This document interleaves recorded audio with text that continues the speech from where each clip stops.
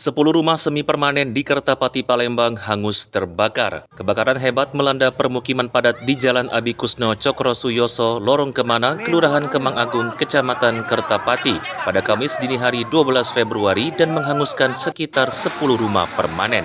Saksi bernama Rudi Piantoni mengatakan ia pertama kali melihat api sekitar pukul 2 dini hari dari arah rumah kosong milik Deti Kurnia, lalu berteriak meminta bantuan warga yang kemudian berusaha memadamkan api dengan alat seadanya, namun kobaran cepat membesar karena angin kencang. Petugas pemadam kebakaran mengerahkan 6 unit mobil dan api berhasil dipadamkan sekitar pukul 3:20 dini hari.